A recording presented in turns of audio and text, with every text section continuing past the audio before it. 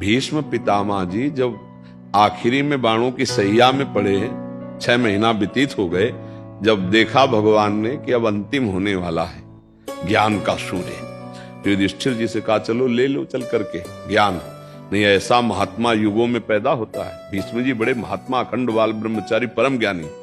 तो गए वहां, पांडव और द्रौपदी जी भी थी। जब ज्ञान की वार्ता करने लगी तब उन्होंने द्रौपदी जी ने कहा कि पितामह आज तो बहुत ज्ञान की बातें कर रहे हो। उस समय क्या हुआ था जब सभा में मैं चीख चीख के पूछ रही थी, उस समय क्यों नहीं बोले थे? ज्ञान कहां गया था आपका? तो उनका बेटी क्षमा करना, उस समय पापी दुर्योधन के अन्न के प्रभाव से 6 महीना हो गए बाढ़ पर पड़े हुए, सब रक्त बह गया, अशुद्ध और भारी पीड़ा से प्राश्चित हो चुका। अब मेरी बुद्धि शुद्ध हो चुकी, अब जो प्रश्न करोगे उसका उत्तर नहीं। समझ रहे हो? पापात्मा पुरुष का अन्न खाने से अखंड बाल ब्रह्मचारी भीष्म जैसे महापुरुष भी कह रहे हैं कि बुद्धि ठीक निर्णय नहीं कर पाए। तो अगर अधर्माचरण से कमा के आप दान भी करोगे तो पाप ही होगा, क्योंकि वो भजन के लिए बैठा था, उसकी बुद्धि भ्रष्ट कर दी।